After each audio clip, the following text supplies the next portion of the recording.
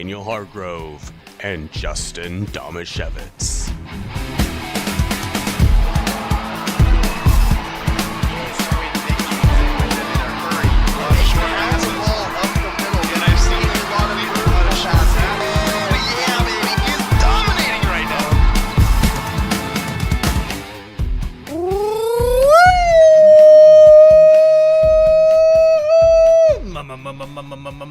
Mama poker face, mama poker face. No, different mama. It's March, Justin. How could you go to Poker Face? It's I just March. saw what the potential second round matchup for North Carolina is. Well, that we were watching. That's why we're a half hour late today. Is because we were watching the reveal show. Of the bracket. Mm-hmm. So who did North Carolina? Is North Carolina a 1 seed? They're a 1. But their potential second round matchup is between Michigan State and Mississippi State. Ooh. I kind of hope it's Michigan State.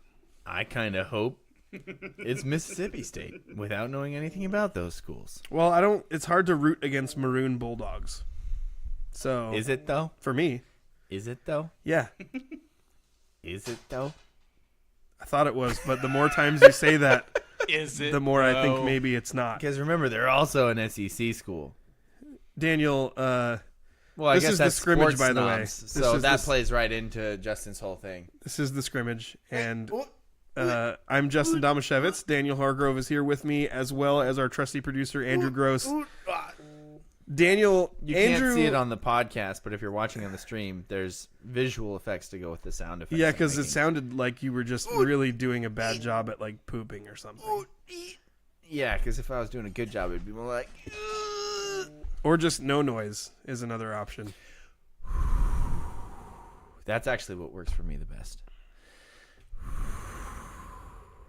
Daniel, in honor of March... And in honor of the fact that your alma mater made it to the NCAA tournament. Go Cougs. As 7 seed. Cougs. Yep. A little lower than I wanted. Andrew and I decided that we should get you a gift. What? I got a gift? Yeah. We decided? We did. Andrew didn't know about this. He did know about it. He just forgot. I probably forgot. We decided that you needed a gift to commemorate what was going on this March with your alma mater making the NCAA tournament. This seems like it's going to be more mean than nice. No, I brought it with me. Also, you may Whose remember... phone is buzzing like a... Oh, that's my Tar Heels group chat. I was going to say, your Tar Heels group chat is probably going bonkers right Daniel, now. we have from our coverage area a local athlete who's playing basketball at your alma mater. So we do! We bought a jersey. Oh! We bought a Kira Gardner Let's go! Washington State Cougars jersey, and Andrew and I would like to present that to you right now. I do remember this now. This is awesome. Check this out. Good job. Woo! This is super cool. This needs to like hang behind us every episode. I think you need to wear it every I think episode. I just need to put it right here. Well, you have to wear it until they lose. Oh, That is an improvement. until they lose? Yeah, like you can't take it off. Wait, did our women's team get in? It was really, you know what? They were a bubble team. I don't know if the women's bracket has been announced yet. Don't mind me. I'm just stripping on a live stream. Wow, I didn't think you'd go full hamburger meat there. We're really... You know who my dad is. Of course I'm going hamburger meat. And is that a reference to, on the stage of There the we church, or because that happened I don't once? think there's only one example I think it only happened once. I hope. in that place. Yeah, in that building at least. I'm saying there are many examples of Mr. There we Hargrove go. taking his shirt off. I love this. That's dope. I might wear this to my next open gym. Nice. And then everyone would be like, "Hey, who's Gardner?" And you'd be like, "Let me tell you about someone who played basketball at Raymond." Exactly. And they'd be like, who's Raymond? And I'd be like, a guy I know. Never mind. I don't know anybody named Raymond. And nobody loves him.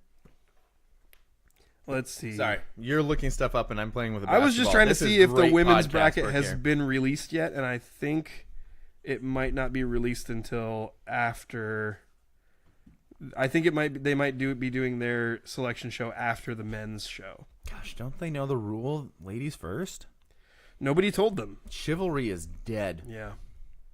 Anyway, Anyway, Andrew, just let you know, I can't see the chat window. So anything that pops up on our chat, I told you that. I know. No, you told me that you didn't know if it was going to happen. No, I haven't. It hasn't happened yet. Okay. I was just letting you know because some people might be chatting right now, depending on if we have anybody watching. We are That's currently also a live crapshoot. on X for the very first time ever. What? Yes.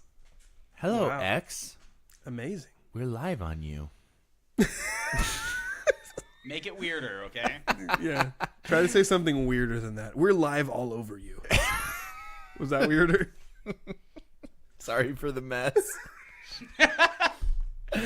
We're so live right now. We're so live. We can't even contain it. Yep. But we can tell you who we're sponsored by, which is the law office of Jeffrey A. Domashevitz. And Spivey Realty Group. There we go. Weird timing to go straight from something like that to mentioning the sponsors, but it's cool. Is it, though? Like we get those mentions in. Is it, though? When fine. Daniel panics, he goes straight to a commercial. That's Justin Domashevitz. I'm Daniel Hargrove. That's our trusty producer, Andrew Gross. Mm-hmm. And let's get it going with the 2-minute drill. Let's go, hurry up! Gotta hurry. Hey, 2-minute situation, 44 seconds, hand the ball around. Gonna do it right. 3 jet Buckeye on 1 3. The 2-minute drill starts now. The Seattle Seahawks traded for third-year quarterback Sam Howell last week, giving up a third and a fifth-round pick, but getting a fourth and a sixth in return. Howell served as Washington's primary starting quarterback last season, throwing 21 touchdowns and 21 picks. Daniel, how do you expect Howell to compete with Geno Smith for the starting job? First of all, you gotta love the balance. 21 touchdowns. No, I actually think that Sam Howell's going to be great for the Seahawks. I think that he was behind a terrible team, a terrible offensive line. I think he's got the talent to be good. Well, he'll get his opportunity because I think he's going to beat out Geno Smith. He'll get his chance, and then we'll see. Yeah. And if not, they can go get a quarterback after that.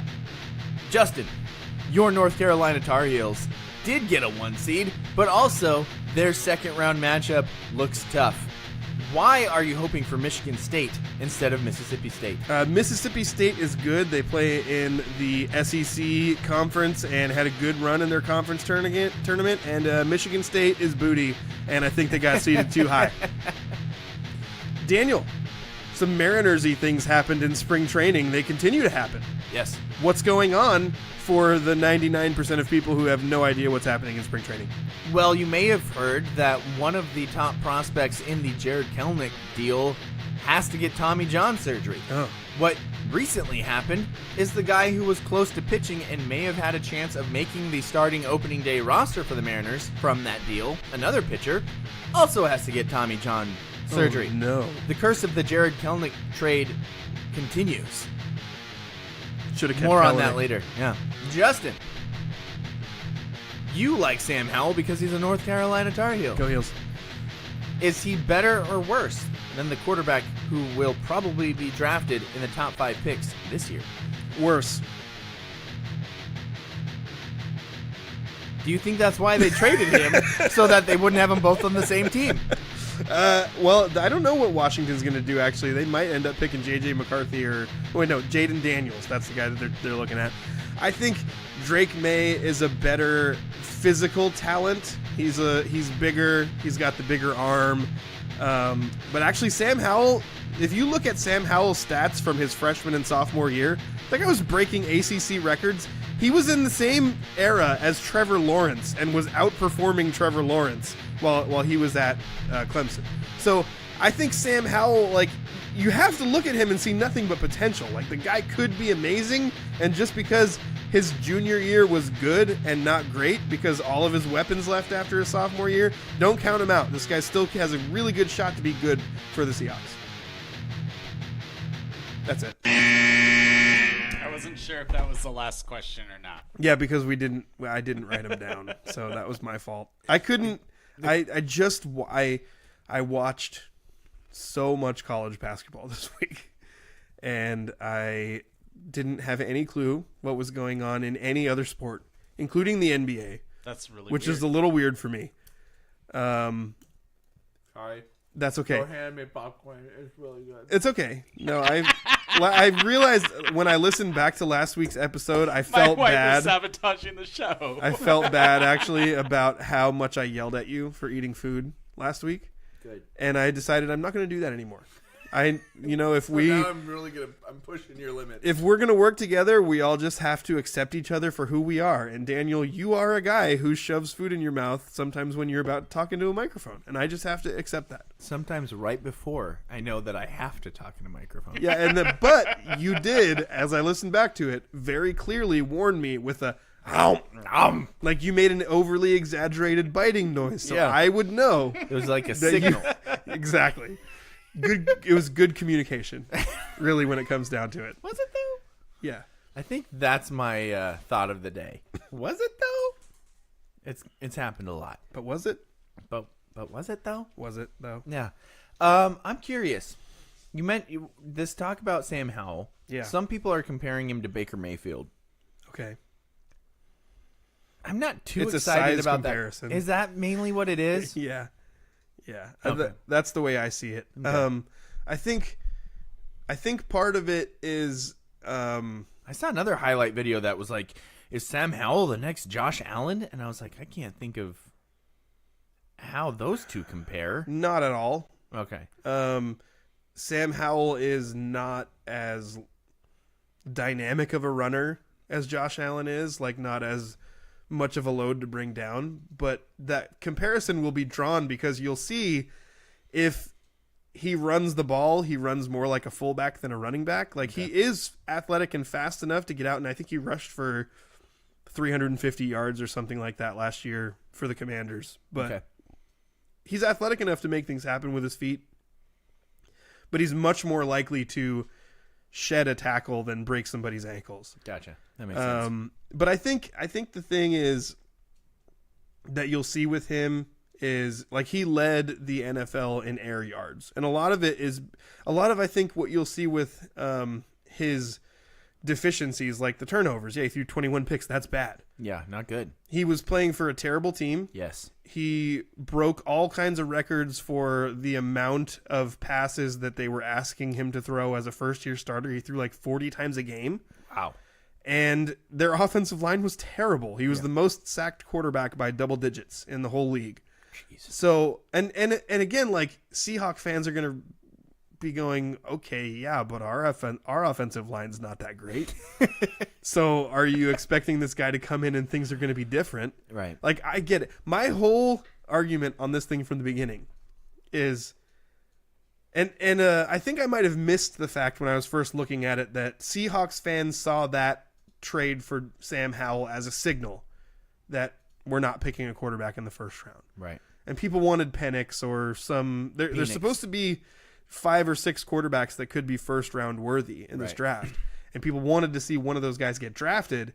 But now seeing Sam Howell be traded for is a signal that we're not going to do that. Right. I don't know if that's necessarily true, but I do know that this guy has 2 years now still on a 5th round pick rookie contract. He's going to cost you $2 million over the next 2 years, and what you gave up for him is the equivalent of a 7th round pick. And you have the same amount of picks that you started with. Like, you traded 2 of your picks back around, Right. and they're mid to late rounders anyway. Yeah. You gave up basically nothing for a super cheap guy. Yep. If he never starts, if he's the backup for 2 years and he never starts a game, it's fine. It doesn't matter. It's fine, but also I'd be upset because I want to see much more than Drew Lock. I want to see what we have in Sam Howell than Drew Lock. Yeah. And Gino's old. Yep. So I want to see what we got. So I hope he starts at least a few games, if not like a quarter of a season at the very least, to see what we have in him. Right. Daniel on the comments says, I'm 100% with Justin on that. He thinks he is capable, but also the Seahawks need to fix their line. Yeah. And that, honestly, this trade, if that means that the Seahawks are not going to try and take a quarterback in the first round, they can take a lineman and try to fix their line. Yeah. Also, he says that he's a Sam Howell believer. Mm-hmm. And I think that's probably because you can call him Sam Howlitzer. Just throwing that out there. You really like that. I really You like it a that. I lot. came up with it, and I'm just trying to push it out there as much as I possibly can. Okay. Chase says that he's conflicted on how he feels about the zero mention of NC State's tournament run. I think that he's bringing that up because they beat North Carolina Chase, in the final. would you prefer to talk about Duke's ACC tournament run, which I think was that's why virtually non-existent? That's why he's So- conflicted about it, right? Okay. Isn't that that's where the confliction comes from? I just read that comment and felt anger. So I don't. I read the comment and started chuckling. Okay. Yeah. That checks out. Yes. NC State, I believe, was, I think they said the second or third team ever to win in any conference tournament, to win 5 games in 5 days and earn a spot in the NCAA tournament. Which is pretty crazy when you think about the fact, like they're the 10 seed, I believe, in the ACC. So the ACC structure is, if you're one of the top 4 teams, you get a double bye. If you're one of the top 8 teams, you get a bye. If you're 9 or lower, you have to play 2 games before you even get to the teams that start with the double bye. So Carolina was on its 3rd game in 3 days. State was on their 5th game in 5 days, and the game that they had played the night before went to overtime. Dang. And their best player is fat. So, and he just dominated. So, like, you wouldn't have thought that this team... I'm going to go look up their best player right now. Look up DJ Burns Jr. DJ Burns They Jr. say... That sounds like a they DJ kept flashing up on the screen that he weighs 275. That guy weighs 3 bills. He's huge. DJ and fat. Burns Jr. So... He's like, does he eat Zion Williamson? But he's really good, though. Like, I don't want to try to sell him short like he's a bum. Like, No, he's really good. He's beefy. He's fat. But he's, yeah. Yeah. He's fat. So when you have a team that has played games, And it's okay for you to say that, right? yeah, yes, That was mean. I'm sorry. no, it's fine. If you're playing against a team who's played a game 5 days in a row, and the game they just played went 5 extra minutes, and your best player, well, I don't know, I guess DJ Horn might be their best player, but presumably the guy on the inside who should be anchoring your team is fat, and then he played like 36 minutes in the game. He's a transfer from Winthrop? He's been playing at NC State as long as I can remember, so I don't maybe know. he went to Winthrop High School. All I know is he's big enough that if he said he was going to go play in the NFL, they wouldn't be talking about him as a tight end. It would be as an offensive tackle. My son kept saying, that guy's a tackle. Yeah. That guy, if he had decided 8 years ago, Yep. because the other thing is, he's very explosive. He has a great first step. His footwork is awesome, and he's super strong. So, and he's like 6'8", 6'9". 6'9", 275. He's not 275. He weighs 300 pounds. If he's enormous. 275, then yeah. That's ridiculous. No. You can't be 6'9" and be built like that and weigh 275. Large and fat, but also somehow still quick with great footwork and great touch around the basket.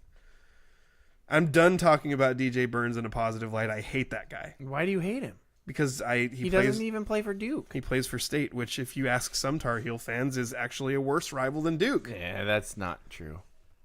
Those Tar Heel fans, I would question their Tar Heel fanhood. Okay, so on a recent so Theo Pinson has a podcast. He's a Tar Heel. He played in the I watched him play live in like 2016 or something. Yeah. He had Justin Jackson who played with him and a little bit later. I remember Justin Jackson. And they basically said, like people always say Duke's the biggest rival. And yeah, Duke, that was a rivalry game that we got up for.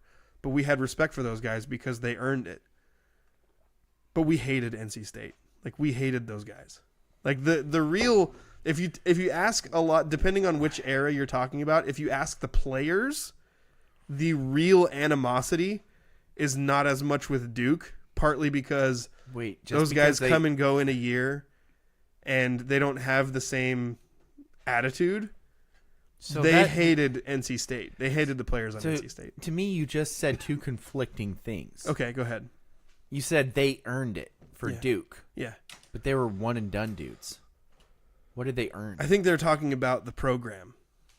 They're talking about the Duke program has respect because they've earned respect. As one-and-done guys who then flop at the Look, next level? man, you don't have to convince me. I hate Duke. I hate Duke at an irrational level. Gotcha. You're gonna get more upset as the Do you- scrappy young underdog at NC State. Believe it or not, I do not Dude, have the perspective of a Big brother Division I rivals college. are weird. Like, just Justin, throwing this out there, Aberdeen burning Johnny Hoquiam when they're the big brother. North Carolina being like, oh, Duke earned it. We respect them more than this plucky young upstart NC State. We hate them more. No, it's not that. What? No, you got that. Torpedoing the entire conference of champions. You've got just that to- so just wrong. to screw NC State is not a against plucky you. young upstart. They're a team who won a title in the 80s and has been acting like they're a top team since the 80s. Acting like they're a top team? Yeah. How can you possibly act like you're a top team when you haven't won anything since the 80s and they've been a massive underdog? That's a good question. Yeah, no, that's not happening. That's your weird North Carolina bias saying that they're acting like a top team. I'm glad to know that you've paid such close attention to this rivalry and you have such intimate knowledge of the way NC Justin, State players do you act. hate Duke more than you love UNC? Yes, I do. Yeah. Gotcha. I thought that might be. And I hate NC State half as much as I hate Duke. Right. But I'm not going to pretend to have all of the inside knowledge, and I'm not going to pretend that I have the perspective of the players, because I'm not like you could He's talk a to fan. He's not actually a Tar the Heel. fans who hate NC State more than Duke are old fans. Right. The fans who hate Duke more are like everybody who was born past 1980. That makes sense. But the players often say the more heated rivalry, and it depends. Like I said, it depends on which era you ask. The players will say the more heated rivalry was NC State. See, And it may be because NC State acts more like they hate them. well, of course NC State hates them. They're the little brother. Daniel. That Daniel makes is sense. Intimately. See, you're coming out of the perspective of the older brother. I have no brothers. Yeah. But in this rivalry, when you play NC State, when you watch an NC State UNC game, are you as I watched nervous? one yesterday. Are you as nervous that they're going to lose compared to a Duke game? Like, stakes aside, Yeah, no. exactly. So you're coming in as the older brother of this rivalry. The North Carolina Duke rivalry is, to me, one of the most even rivalries in sports. So that rivalry is maybe the best rivalry in sports because it's so even. Yeah. Maybe Ohio State Michigan is similar, but for the most part, Ohio State has owned that, right? For the most part, I think recently, definitely, until Well, the last year or two, Yeah. Michigan kind of took some of it back. the last 3 years, JJ McCarthy has been pretty successful. In Is it football. 3 years? I thought the Maybe thing with 2 years? Harbaugh was that he could never beat Ohio State until 2 years ago. Until JJ McCarthy. So has it just been 2 years in a row? I don't know. Anyway, I don't care that much. but About for the college most football. part, whereas most rivalries have a big and little brother, Yankees Red Sox, that's a pretty easy one. Yeah. I mean, Aberdeen Hoquiam, Montesano Ilma, North Carolina UNC or North Carolina State. There's an obvious big and little brother there, right? Yeah. You would expect the big brothers. Like, of course, there's animosity from the little brother because they're striving to beat them. Of course we hate North Carolina. We're North Carolina State. And North Carolina, as the big brother, should just be like, you're a little brother. But sometimes, randomly, the big brother will have the random animosity that's like, whoa, that's out of nowhere. Why are you burning Johnny Hoquiam every year? You're the big brother. So if you're you- supposed to be like, get out of here. So in your mind, the big brother should ignore all negative behaviors of the little brother and just be like, that's fine because I'm better than you. Not ignore, So but not be weirder than. What do you mean? Be weirder than? Well, you just said that that's a tougher, that they view that as a bigger rivalry because No, I they said don't. they hated NC State more than they hated. They Duke. hated NC State more. Yeah. Because they weren't actually as good as. Probably because they were Duke. just trying to play basketball, and these little losers were coming in being like, "Oh, we're better than you. You guys suck, and we hate you." If that's the case, if NC State said you suck along with we hate you, Yeah. then yeah, there's a case This there. is why I'm saying I don't have the perspective of the player. I don't know what happened. So Yeah. I don't know how to tell you like all of the reasons, but I do know it's not isolated to these two guys talking on this one podcast. Right. If you ask different eras of players, they'll be like, yeah, Duke, that's a big rivalry, but we hate NC State. You know, on the other side, I kind of like hearing this because it kind of plays into the UW Oregon rivalry, right? And sometimes UW fans get so pretentious, then they'll be like, That was a good word. we don't even care about Washington State. Our rivalry is really with Oregon. Oh my gosh. Those fans can eat a bag of, you know what I'm saying. They can eat a whole bag of them. Bag of dicks. Bag of Whoa! All right, we're PG-13 this week, guys. Those are hamburgers. which UW people would eat a lot of. A lot of. Yeah. Also, I would because those hamburgers are delicious. There's one in Spokane How's too. the popcorn? Yeah, popcorn's great. So I guess on that side, I kind of like hearing that. We just from need North more Carolina. hate in our rivalries. I Yeah. think is what we got out of that. Yeah, but every time a UW person's like, "Well, we actually hate Oregon more. We don't care about the Wazoo games." Go crawl in a cave. Don't And like you can Oh go. wow! Wait, what's that? This is a whole new thing that you're popping up here. Yeah. Is it showing just the U? Is No, it's showing both X comments and YouTube. And YouTube But so comments. far, it's only YouTube comments. yeah. I don't know if anybody even knows what's happening. It's kind of hard to access streams on X. It's not a great platform. Oh, so yet. these Gotcha. comments coming in on X or YouTube? These ones are YouTube. You can see the little YouTube Okay. logo. Daniel Yes, says Daniel, F we the agree Ducks. with you. Yeah. Daniel, we agree with you. I feel like the Lord of the Rings fans would say Justin is pulling a Bilbo birthday speech here. Nerd. Andrew, that's even like I know of the Bilbo birthday speech, but you're gonna even have to try and help me on that one. I'm trying to feel like where is he coming in from? on the this What one? birthday happened here speech, is Daniel He's is a nerd. insulting Something- people yeah. without them really knowing that they're Yeah, being I insulted. think that's where he's going. Okay. When Okay. Bilbo's like, less than half of you will understand what I'm saying, but more than, or something like that. I don't remember Right. the quote. I'm a bad Lord of the Rings Chase fan. says NC Yeah. State UNC rivalry goes back further than That is makes actually sense. that That is would actually check out. literally the point I was about. Okay. Like I was about to say that Has the Duke, rivalry rivalry. only started with Krzyzewski? I mean, probably, but also Was he was Duke there for ever like notable? 40 years. I know, but So that? yeah, no, because Duke was not good before that. So the state rivalry goes back further. Yeah, definitely.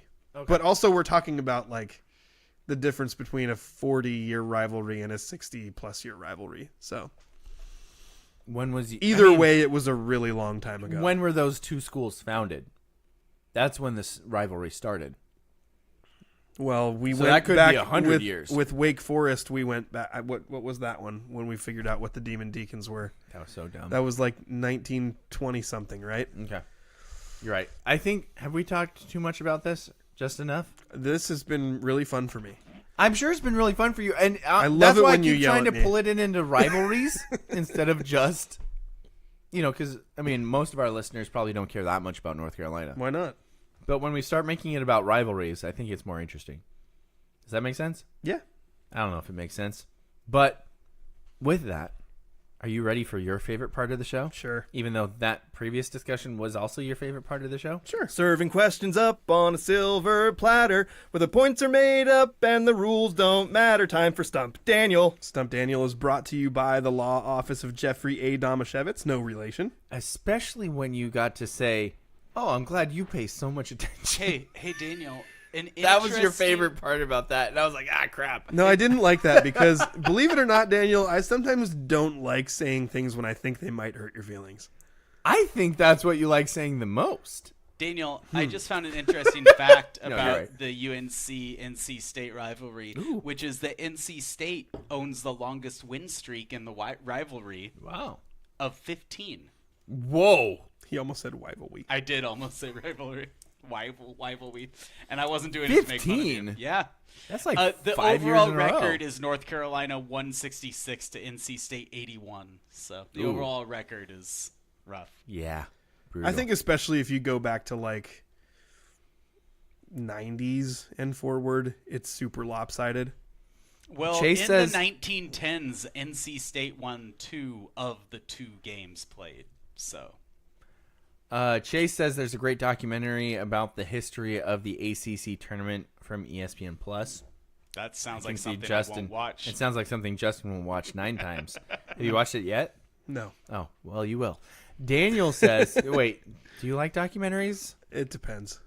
Daniel says he's quoting the Bilbo speech that he referenced earlier. Nerd. I don't know half of you half as well as I should like, and I like less than half of you half as well as you deserve. I think I've heard that before. That's a great quote. I feel like people may have quoted that before. Yeah. They may have told you that before. Also, Daniel's Probably. a nerd. Daniel, we're going to find out here, since you are the resident expert besides Hannah. How much attention have you been paying to Mariners spring training? Uh-oh. I'm going to be turning around asking for hints. Daniel, there are 2 players right now who lead the Mariners during spring training in RSBI. RSBI. Who Darn are it, the this 2 is not players? one of the stats I was hoping for. Who are the 2 players who lead the Mariners with 10 RSBI? Meech Haniger. I'm sorry, that is incorrect. You're 0 for 1. Haniger has 4. Polo. Jorge Polanco. Jorge Polanco is correct. Only reason I said him is he hit a grand slam, so I assume that. You got 1 out of 2. Who's the other one? Is it Meech Garver? What if I told you that this person has an impressive power source? Oh, it's the big dumper. Cal Raleigh also has 10 rebounds. Garver not far behind with 9. You just said 10 rebounds. 10 Justin's RSBI. not entirely focused on current 2 task things. at hand. I already told you. I've done nothing but watch college basketball for like the last 2 weeks, and there's a basketball sitting in front of me. So this is not my fault. I mean, Whose I fault think is Cal it, Raleigh Justin? would be a great rebounder, given his power He'd be source. good at blocking out. Yeah, given his Yeah. power source, he would be a great rebounder if he wanted to be, because it's an effort stat. Daniel field goal percentage. Who leads? Just kidding. Who's made the most 3-pointers? No. What 2 Mariners lead the team with 3 home runs during spring training? Okay. So I've watched highlights. There's a lot of guys with multiple, actually. Yeah. I don't know who some of Garver's them had are. at least 2. I'm going to say Garver and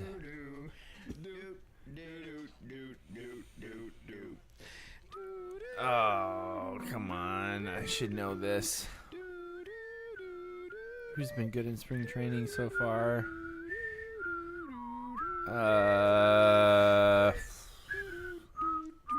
Can you give me a hint? Is it a minor league name? Like someone They're is, leading the Bo- team. In, is one of them in- somebody that you just don't recognize at they're all? leading Both the of team the- in 3-pointers. Both of them are names I know. Oh, they're both names you know. Yeah. Both of them are players who I know who have played Major League Baseball for the Mariners in the past. I'm gonna go with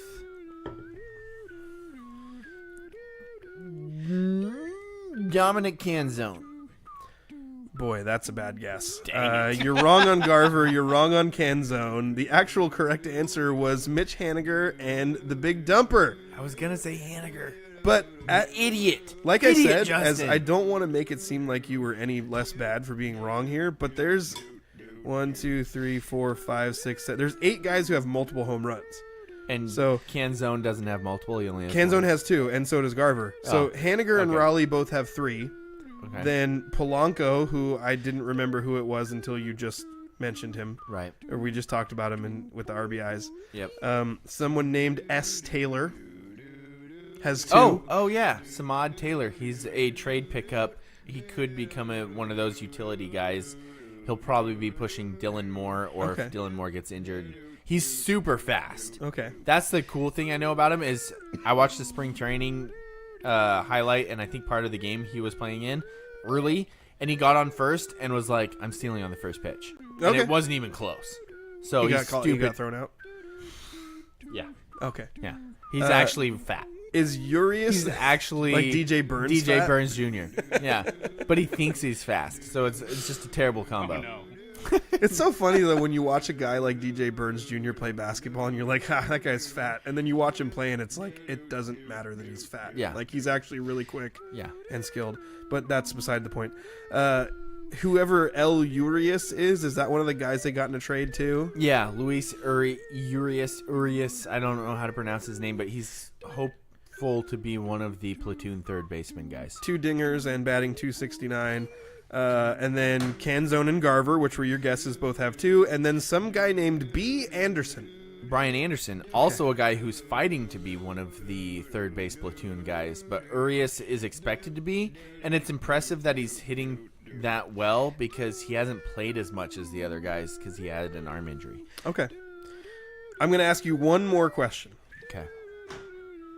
Of the players who have at least, let's say, 10 at-bats, Okay. who is leading the Mariners in batting average at .478? Because there's a couple guys who are 1 for 1, so technically they're batting 1,000, but that doesn't count.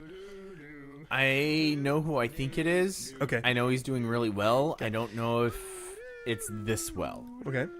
But the guy who I know is doing really well is Mitch Haniger. So that's what I'm going to guess.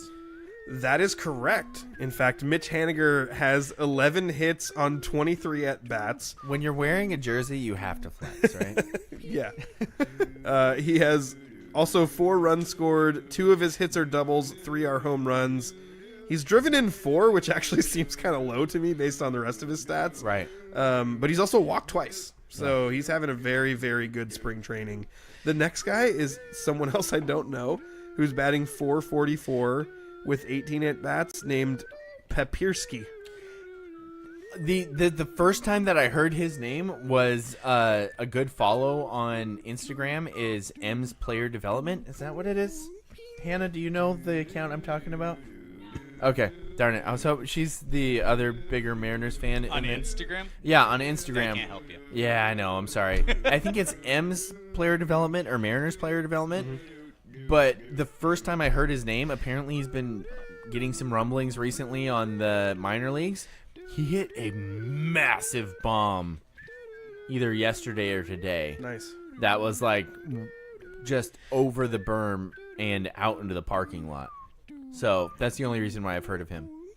Couple of other guys to mention. Cal Raleigh is batting .400, and Jorge Polanco, which was the guy we talked about earlier, is batting .417. Both of those guys have 20 or more at bats as well. So Right. it's not a huge sample size, but it's larger. So that is what's going on in Mariners spring training. Once again, Stump Daniel is brought to you by the law office of Jeffrey A. Domashevitz. Daniel, I think you did a pretty good job there. You may not have done as well as you would have hoped that you would do, but you definitely did better and had more information than a normal fan would on Mariners spring training. Spring training's weird. It's hard to keep track of stats in particular. But It's hard to keep track of what boy. stats matter. Yes. But also, I told my wife today, hey, we're going to spring training next year. What do we need to do to make that happen? And so we will. That's excellent. This popcorn is so good. Right? It's the best. You're What do going to you put be in doing here? what I do all show, every show now, and that's putting food in your mouth. Butter and salt. Like, Great. it's Gosh amazing. dang it. I really needed you to carry I some took of those one periods. and I was like, oh my god. I know. It's so good. It's so good. Stop it. So we're going to go to spring training next year. I made the statement, and now we have to figure out how to make it happen. And I would, even if you're like a borderline baseball fan, like you're a baseball fan, but really like, things are getting good in the summer, I would encourage you to go to spring training. It is a blast, and that is with me going twice, but not ever going to the good stuff. Like, I think Andrew's been to the good stuff. I've been to a couple of games. The thing that you should know if you're going to go to spring training is that you can walk in to the back field. Just walk in. At the park. It's free. You walk in for free at like 8 o'clock in the morning. There are guys hitting the fields. You can just stand and watch infielders taking practice, outfielders taking practice, pitchers doing long toss. You can spend all day watching Mariners prospects and the starters doing their thing and never even go to the game. Right. You can go watch Luis Castillo throw a bullpen for free. You and can you are stand literally right behind the catcher. You are literally standing right behind Cal Raleigh. Yeah. Like almost as close as an umpire. Wow, The careful. If only he thing stands I'd up, say he is might bump you Cal, with his power Cal source. isn't catching bullpens in spring training. He's off doing actual catcher things. Well, if it's Luis Castillo, he might. Maybe. That's the thing. Like if you find him on the right day, he might be. Okay. But not you're right. Not every time. When we were there, the pitchers were pitching to like no-name catchers. Gotcha. But Dude, that's a job I want. Yeah. Can I get paid like $100 a day to get drilled by baseballs If you by a live star? in Arizona, I'll you do might it. be able to. I would Oh, think. man. That's insane. That's what I thought That's about, like the ins- ball there's- boys. That's I'm- insane because Or the not Bat only are Boys. we saying that, you know what, these guys throw so hard that it's going to hurt your hand no matter how thick your mitt is. Yeah. Also, the way the balls move is disgusting when they throw it. I The Yeah. fact that you want Right? and I believe you. Right. The fact that you just said out loud, I would like to be a catcher For at a spring bullpen. training for major league pitchers. Yes. It's crazy. Yes. I would never do it. Like the amount of money that you would pay me get to to do wear that armor. has to be six figures. No. Yes. Okay. I'm not doing it because I would be hurt. If you So, pay I'm not Daniel's saying- airfare, he's there. Yeah. Yes. I'm not saying I could catch the ball because you're right. The movement at that velocity. Catching the ball is irrelevant in the illustration I just gave you. I Like, would- the fact that you would want to do it is I would- crazy to me. I would definitely want a throat protector. Yeah. But I feel like if you add a throat protector, then I'll just like And I'll a cup and I'll be bruised. Oh, I'd show up looking like a medieval knight in a full suit of armor. Yes. It'd Like be no so amount cool. of my body would be unprotected. It would be so cool though. I would get drilled so many times. Just like, I'm gonna catch this. No, I'm not. That hurt.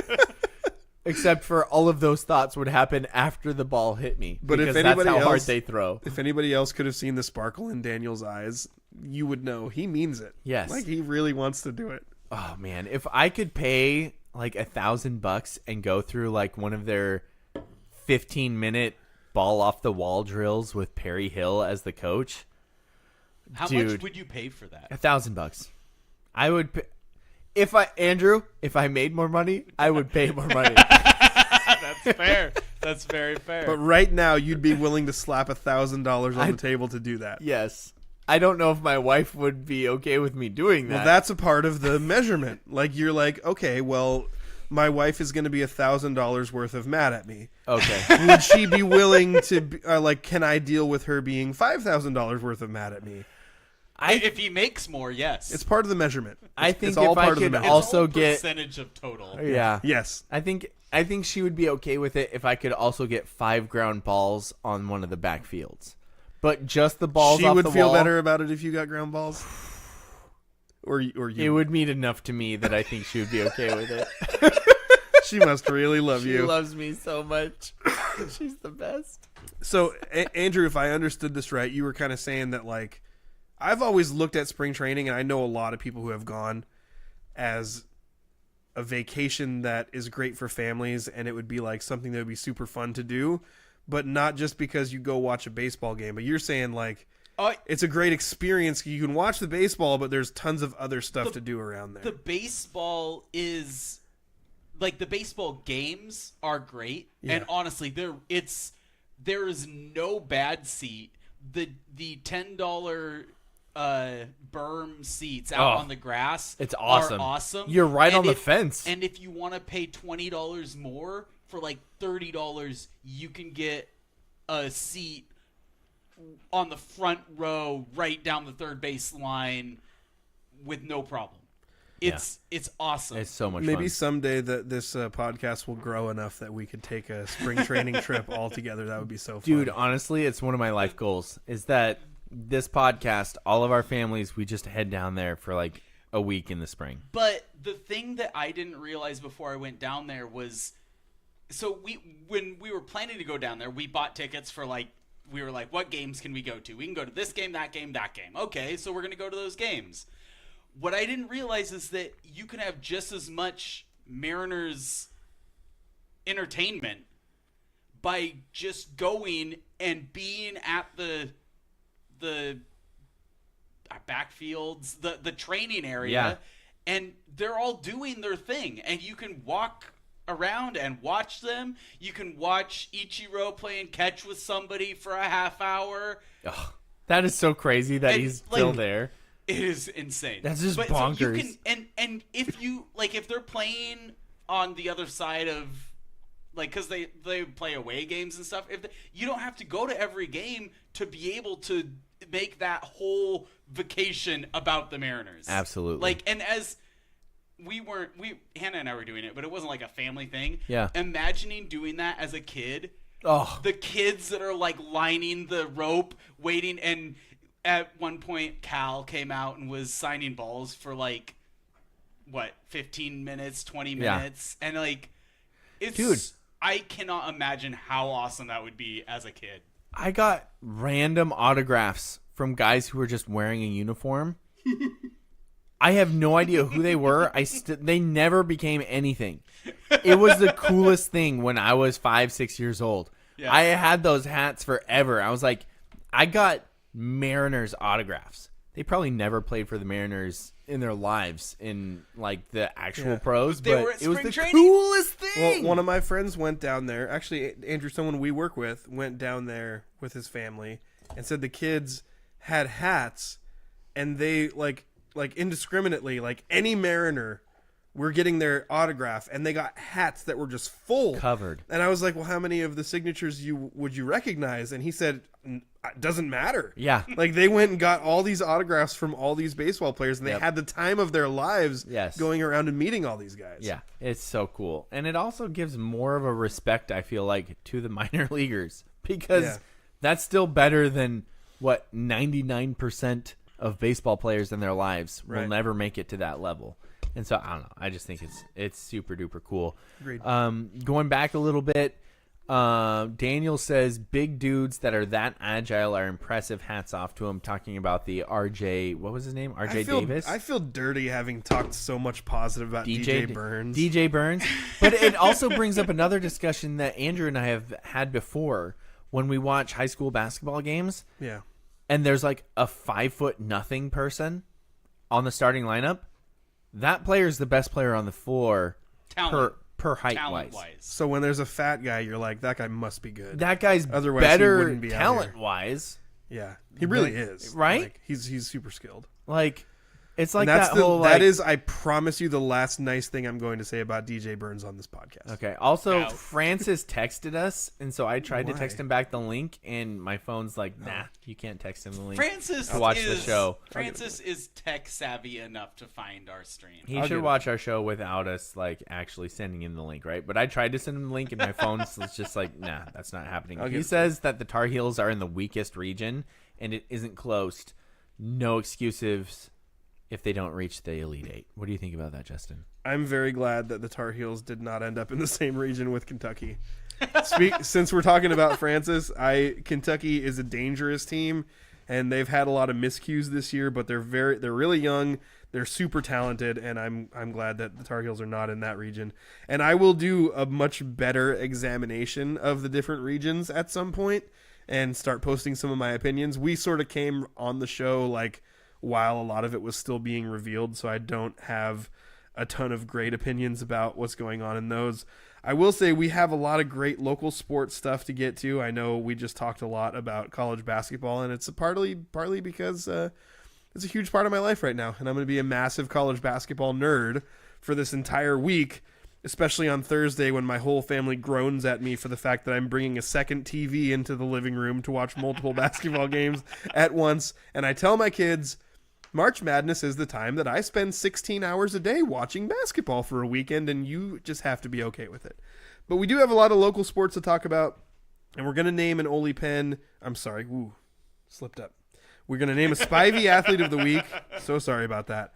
And then I have story time for the end that I think you guys will think interesting as well. Oh, no. But before we do that, let's take a quick commercial break.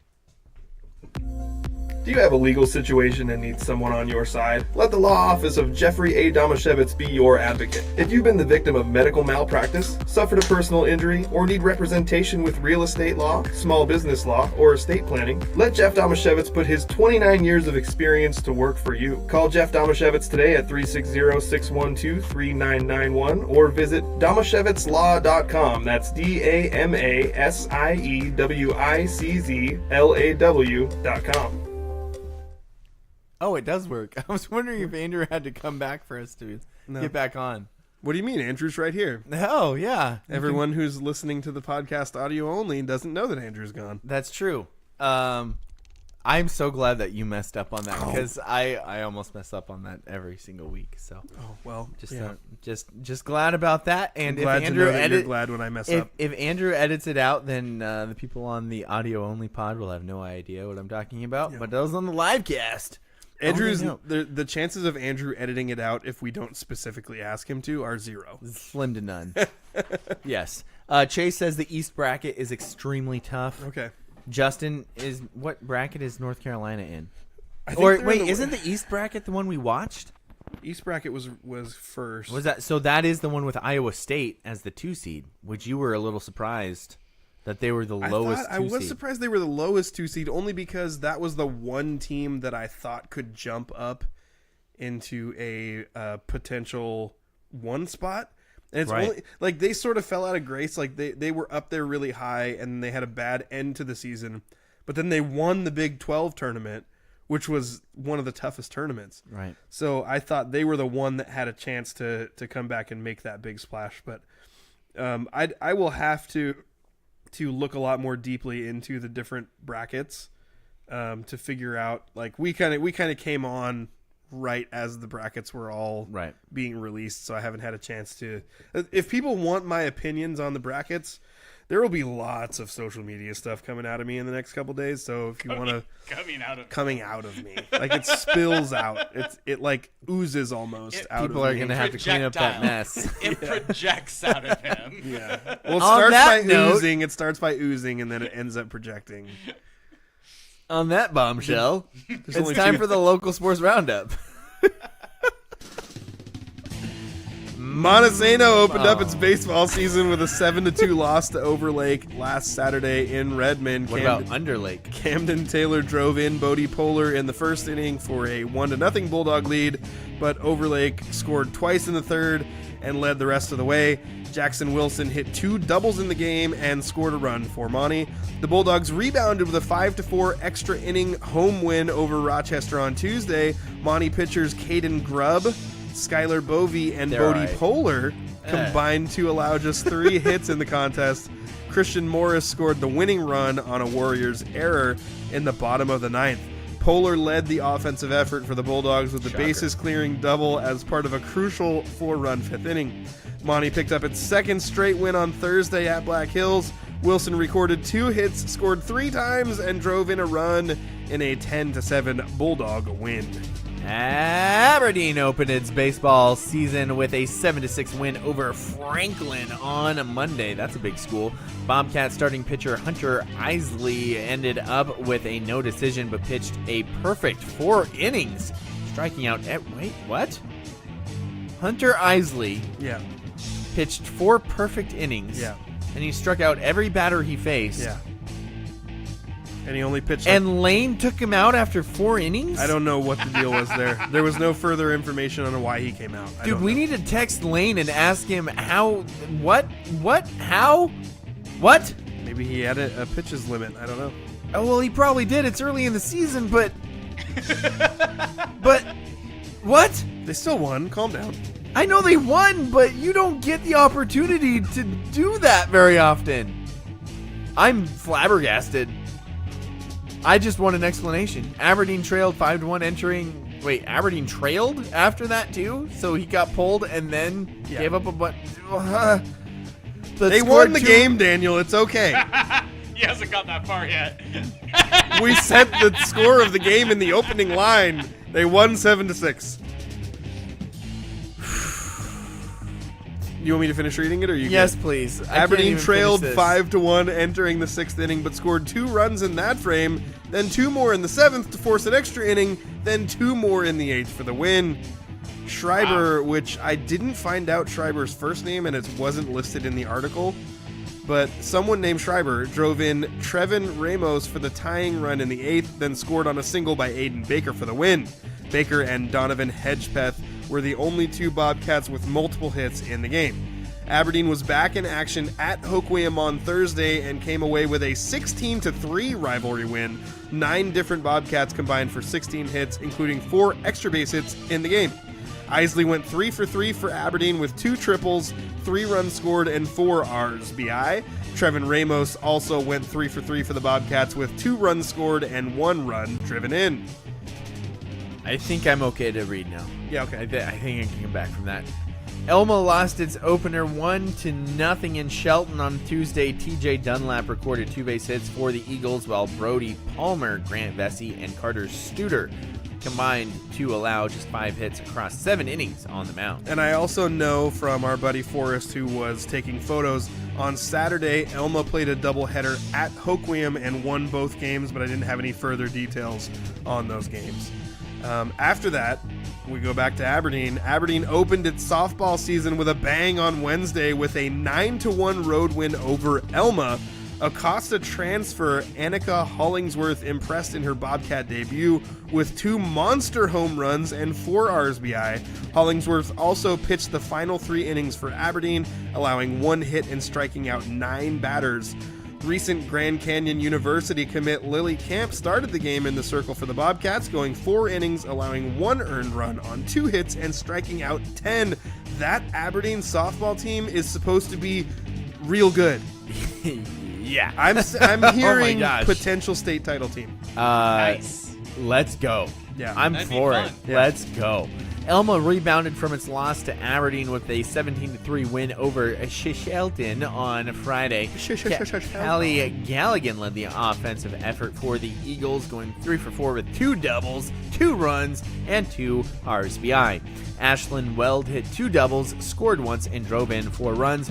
Emmy Spencer recorded 2 hits and scored twice, and Carly Rambo went 2 for 2 with 1 run scored and 1 driven in. Raymond South Bend opened its softball season with a 10-8 win over Napavine in Raymond on Tuesday. Take that, Napavine. This is an interesting one too, actually. Ava Pine hit a 3-run inside the park home run to give Ravens the lead in the first inning. Pine went 3 for 4 in the game, also hitting a double and scoring 2 runs. Cassie Koski also hit an inside the park home run for RSB. What? 2 inside the park home runs in 1 game. Montesano's boys soccer team led early in a home season opener against Wahluke? I don't know. Last Saturday, but couldn't hang on and fell 3-2. Felix Romero quickly found the net for the Bulldogs off an assist from Chris Tobar. Then Tobar scored on a PK in the 9th minute for a 2-0 lead. On Wednesday, Tobar scored a hat trick to lead Monty to a 5-1 win over Schmietenville. Romero scored Monty's other 2 goals in the contest. On Thursday, the Bulldogs dropped to 1-2 on the season with a 1-0 loss to Life Christian. Elma's boys soccer season started with a 3-1 loss to Royal, but bounced back with a 3-0 home win over Raymond South Bend on Friday. Kaysen Seaberg scored 2 goals for the Eagles, one assisted by Yvonne Ramirez and the other assisted by Jose Perez. Amador Ramirez rounded out scoring by connecting on a penalty kick in the 74th minute. Aberdeen boys soccer dropped its season opener at home 2-0 against Capital. That's a big school. The Bobcats bounced back with a dominant 6-0 win over Hoquiam on Monday. Evan Cohn and Mark Avila each scored 2 goals for Aberdeen, and Chris Garcia assisted on 2 goals. Aberdeen dropped its league opener on overtime PKs on Wednesday at Chehalis. Aberdeen, Otherwise known as Chehalis. Otherwise known as WF West. Aberdeen and WF West played to a 1-1 tie through regulation and 2 OT periods. Jeez. Wow. Then the Bobcats lost 5-3 on PKs. Freddie Hernandez scored Aberdeen's lone regulation goal off an assist from Elmer Torres. Hoquiam opened its boys soccer season with a 3-1 loss to Columbia White Sam, and the Grizzlies also lost at Rochester 1-0 on Wednesday. Mauricio Avila Guzman kept Hoquiam in the game with 7 saves until the Warriors managed to get one past him finally in the 72nd minute. Is that our Mauricio? I think so. Okay. I'm recognizing some names here in the soccer ranks. A lot of them. Yeah. Montesano and Hoquiam opened their track season at a 7-team meet at White Pass on Thursday. Monty's boys took second as a team with event wins from Jessie Anderson in the 800, Benny Anderson in the 3200, Gabe Bodwell in the discus, javelin, and high jump. That's a lot. And Pau Surinach. That's not a name I know, but he does pole vault, so I automatically like him, and he's a crazy person. Yep. Surinach, Caleb Brulin, Ashton McKinney, and Jesse Anderson teamed up to place first in the 4x400. Monty's girls also placed second behind Eatonville. Michaela Stanfield won the 200. Haley Schweppe won the 800 and 1600. Willow Valentine won shot put, and Elizabeth York won discus. Elena Olson, Samantha Schweppe, Zoe Ray, and Haley Schweppe, lots of Schweppes, combined to win a 4x400. That team also coached by a Schweppe. Oh, lots of Schweppes. Hoquiam's girls tied for 5th, led by a pole vault win by Haley Yonner? We don't know. And a second place finish in the 200 by Caitlin Broadhead. There's a name missing here that I'm not sure about. Hoquiam's boys placed 7th, led by a 5th place finish by Oliver Bryson in the 400. Whew. So that's going to do it for the local sports roundup. But I actually have more local sports because we had yesterday a meet that multiple of our local teams performed at. Okay. Is the name that was missing in this one? Yes, it is. Okay. So I'm going to say first off, in this meet, it's a Rainier icebreaker. It happened on Saturday. Montesano won as a team, both the boys and girls. They finished first. Hoquiam took 4th on the girls' side.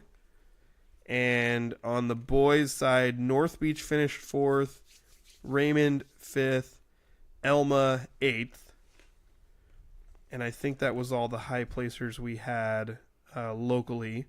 But I wanted to go through some of the individual results because I didn't have time to put them in the local sports roundup. But thanks to athletic.net, it's actually really easy to go through some of these things. So in the 100 meters, a 4th place finish by Austin Snodgrass on the boys' side with an 11.67.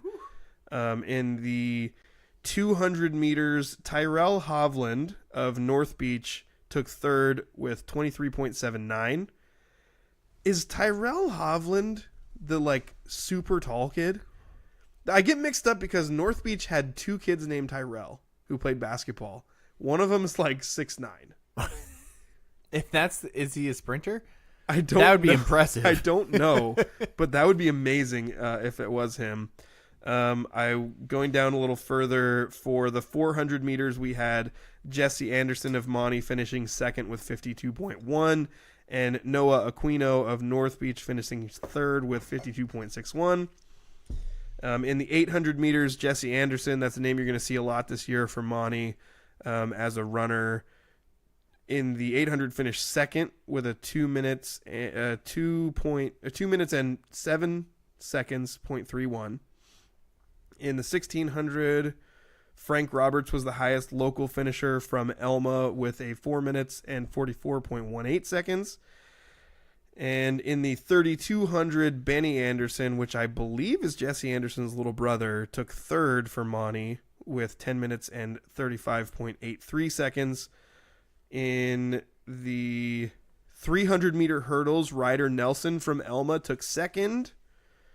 In the 4x1 relay, Raymond took second. It was a team of Logan Frank, Austin Snodgrass, Isaac Schluter, and Chris Banker. Those are names, a lot of names I recognize from football and basketball. Yep. Monty took fourth in that one. In the shot put, Austin Snodgrass from Raymond took third. He was the quarterback of their football team, also a good basketball player. 44 feet, 7.5 inches. In the disc, Austin Snodgrass placed first with a PR of 159 feet and 9 inches for Raymond. And then for South Bend, Robbie Stegall, 149 feet 1 inch, took third. In the jav, no surprise here, Gabe Bodwell takes first place, 158 feet 6 inches. And in the high jump, this was one that I would say did surprise me a little bit, because in the high jump, Gabe Bodwell is a reigning state champion. Yeah. He took second. Whoa. So Gabe Bodwell takes second at 5 feet 10 inches, along with Jacob Meadows from Elma. Wow. Who also was 5 feet 10 inches. But the winner of it was Chris Banker from Raymond at 6 feet. Wow. Banker I remember from basketball, and super athletic kid.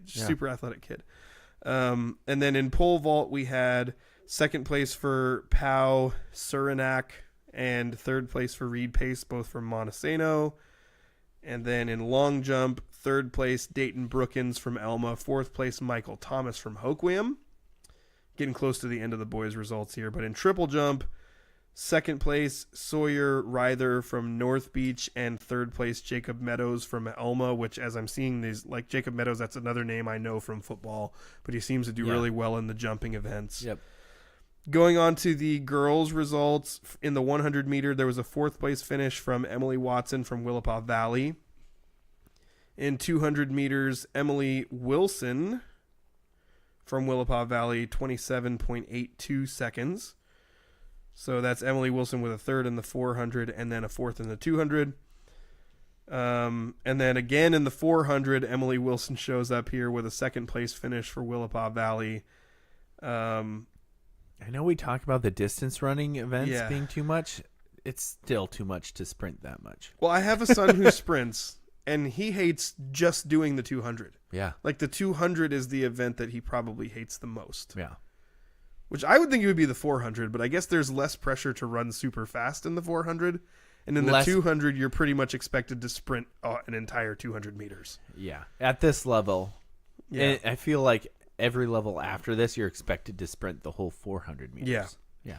And we did have a winner in the 800 meters on the girls' side from Haley Schweppe of Montesano with a time of 2 minutes, 31.26 seconds. Here's where we get to the name you were missing. Okay. So she is okay. I don't know why Jane wasn't at the meet on Thursday. She wasn't there. I don't know, but her name wasn't in anything. So you can assume she wasn't there. Yeah. Okay. I was concerned.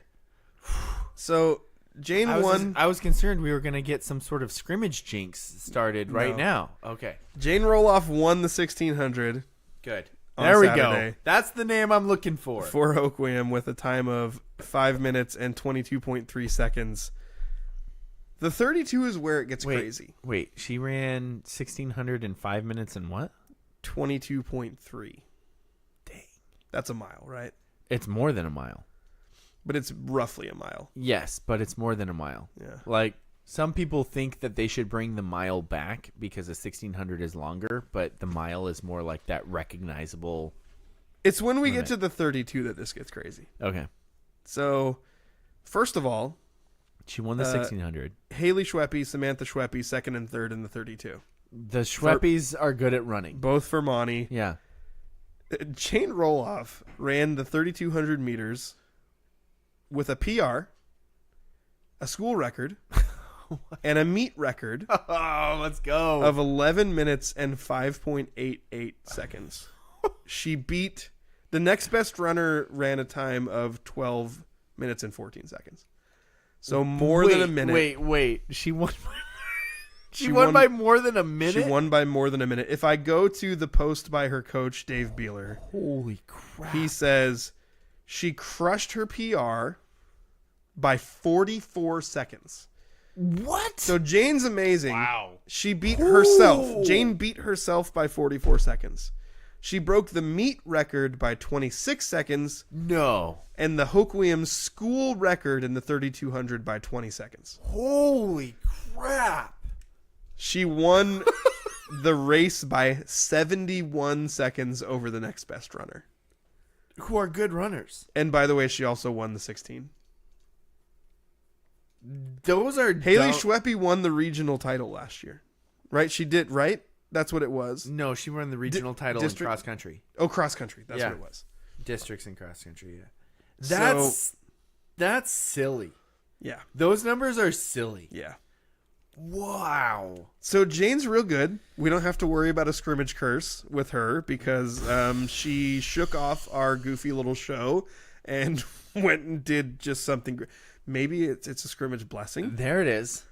Now I like every this. athlete who comes on the scrimmage will have a record-breaking performance the following week. We need to go and see. We need to see what Tyson's doing. So you right know now. what? We've been waiting until Wow. after somebody does something great to bring them on the show. Yeah. We need to bring people on before they perform. Exactly. So that we can project them to the next level. Holy crap. I don't want to get stuck on Jane forever because there's a little bit more to report. That's But the crazy. 100-meter hurdles on the girls' side, Sam Roundtree took first for Monty, and Mackenzie Queekin for South Bend took second. In the 300-meter hurdles, Sam Roundtree again here on the stand with second-place finish. Elka Cox for North Beach in third. And then Kayleen Weber in fourth for Acosta. And then the Montesano 4x1 relay team of Elena Olson, Michaela Stanfield, Mackenzie Eaton, and Haley McElroy took third. Pardon me. And let me see if there's anything in the throwing events worth mentioning. And on the girls' side, it looks like there's not. So jumping events, high jump from Elma, Adriana Canios from Elma took third, and Ava Bogger from Raymond took fourth. And in pole vault, which is the thing that crazy people do, from Hoquiam, Kelsey Haas, PR of 8 feet, took first place. Nice. And another Hoquiam, Kaylee Johnner, took third at 7 feet 6 inches. And that... Sorry, one more triple jump. Elena Olson from Montesano took first place at 32 feet 3 inches. Are you okay? I'm You're good. coughing a lot. I talked. all right? I talked Are you too. okay? I talked too much. Well, and then you have a big report that you're reading through, Yeah, so so- I get it. that's it. Lots of track. Lots of track. And I will say I got to add something to this here because Saturday results, like I knew that Monty and Hoquiam, or no, I'm sorry, Elma and Hoquiam boys were playing a doubleheader on Saturday, and I'm sorry I don't have the scores from that. I think these are the scores that Chase just threw up. Oh, here. okay. Chase says 5-3 and 12-0 was Okay. the Elma Hoquiam scores. I knew Elma won both games, and I Yeah. knew that because Forrest had pictures. posted it. I saw that as well, but yeah, we didn't see more details. So thanks to Chase. And then the track was the other thing that happened on Saturday I wanted to report, but there's one more thing. There's one more thing. It's Jessie Gilbert doing Jessie Gilbert things. Aha! So- Jessie Gilbert. Oh, I met, by the way. She is Yeah. real. At least the person who introduced herself to me was a real person. Allegedly. So Acosta softball won 13 to nothing. We never went and tried to hit off her. Maybe we should just go to one of their practices. Should we just? Is there a time where you can like take a day off? Where we can take a day off? I think sometimes you like glorify the amount of spare time you have in your mind. Yeah. And like, 100%. That's why we would have to like take a day off. Yeah. So, do you want to take like a Friday off? I got a couple days off this week. This week? Yeah. What about like tomorrow? Yeah. You have tomorrow off? I do have tomorrow off. I'm working from home. Oh. So maybe we should. Could we go out there? I might. Like I know. Just show up in Acosta at their softball practice. I'll text their coach's husband or one of their coach's husbands, who I know, and I'll be like, "Hey." Well, I took the week off of work on vacation because of the March Madness tournament. Obviously. Wait, tomorrow? Well, Thursday, Friday.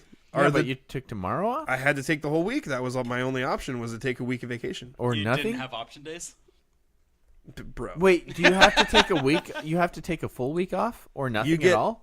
we get 5 floaters the entire year. So the whole year Like you can poop? take No. 5. You get 5 if you want optional individual days off, you get 5, or you can take the whole week for vacation. That's weird. And you get what? How many weeks of vacation do you get? That's nowadays? super I weird. get 5. So he has 5 days plus 5 weeks of vacation. Yeah, but that's weird that you have to for take. a total of 6 weeks of vacation. Don't feel bad for You him know, 'cause he has to schedule them weird. I don't feel bad. It makes sense for the employer side Yeah. because I always try and maximize my vacation by throwing weekends and stuff into it. Mm-hmm.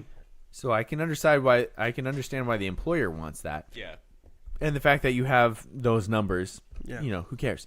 So I have tomorrow, that time off. you know what? I'm legit. I'm gonna text. Okay. Or I'm gonna see if I can get a hold You of know him what? and see if If we you can make run that out to happen, Acosta. I will be there. Dude, it's gonna Ready be to wear a Dude. full set of catcher's gear I was and gonna dive say, out of the way of a pitch from It's gonna Jessie be Gilbert. so scary. It's gonna be so scary if we actually do this. I'm gonna be terrified. Anyway, what did Jessie Gilbert do? Jessie Gilbert, we call it doing Jessie Gilbert things. We Yes. should have video of that if it happens. Oh, by the way. 100%. I think I can come in video. Good. No, Yeah. you're gonna bat too. If I have to do it, you have to do it. I'm You'll so feel scared. bad about You're that part- if I get a hit. We're a team. No, I'll be okay with it. I'll be happy for you. As long as I'm not dead. Jessie Gilbert pitched a 5-inning no-hitter, 1 walk, Let's go. Well, only one walk. 15 strikeouts. Which, in Wait, case no, you're wait, keeping wait. track, it's 5 innings. 15 strikeouts is the maximum number of outs. And this is why I'm upset with Lane. Because But also, crazy. in case you thought that was it, Jessie also hit a double, scored a run, drove in 2, and walked once. that's dumb. So I don't know if you caught this, and maybe you and I have talked about this before, but when we were talking about Aberdeen softball, Annika Hollingsworth transferred from Acosta. Yeah. I So wonder why. She's a senior. Jessie's a junior. What's Lily? Lily's a junior. Okay. But she was like, you know what? At least I might get a chance to pitch. I In don't Aberdeen. have any intimate knowledge of Yeah. that, but I'm assuming that Hollingsworth looked at this and thought, oh, Jessie Gilbert's a beast. I'd rather not try to compete with her, but I don't know. I know Yeah. there's a lot of actually people who live in Westport. A lot of them send their kids to school in Aberdeen the way that people who live in Ocean Shores send their kids to Hoquiam. There's a lot of that stuff that happens. So I don't know exactly, but I do know Annika Hollingsworth is a senior. I know it Yeah. from the article, and that she was in Aberdeen last year, but didn't qualify to play because she had to wait a year after she transferred. So now she's on the team, a team that was already assembled and really good and had a great state run last year. And in her opening performance, she hit 2 what were described as no-doubter home runs and pitched 3 great innings. That's nuts. But could you imagine if Jessie Gilbert and Annika Hollingsworth were on the same team in Acosta? That'd be nuts because Acosta's already really good. They won a state trophy last year. Yeah. It's ridiculous. So she threw a 15 strikeout, 5-inning no-hitter. Yeah. With 1 walk. Yeah. Did she hit anybody? I don't think so. Not based on So- my looking at the box score. I don't think So she did. she was one walk away from a perfect game. Yeah. A 5-inning, 15 strikeout perfect game. But a perfect game for Jessie is kind of ho-hum. Like, No, it's no, what- no, no, it's no, whatever. no, It's whatever. no, it's not whatever because she hasn't done it yet. Justin, Hasn't she? no, she hasn't done it yet. She's had ridiculous strikeout totals, but the perfect game is still the holy grail of any pitcher. I'm seeing one walk, and it doesn't look like anyone else got on base. Doesn't she have more strikeouts than are possible in a regular game? Yes, she does, Andrew. Which might compete with the perfect game. It might actually I be feel more like rare. That's more amazing than having a perfect game. It's weirder. I'm not sure. if I don't remember her offensive stats from that game either, but it's safe to say she had an extra base hit in there, too. So I honestly just threw out a Facebook message to one of her coach's husbands. Okay. I don't know if he gets on Facebook very much, so I honestly don't know. I'll see if I'm honestly trying to see if we can figure this out for tomorrow. And it would probably have to be at the beginning of practice because I realized that the reason why I'm working from home tomorrow is because my wife has a doctor's appointment in the evening. You have once again overextended yourself. I might be, but this would be worth it. This would be worth it.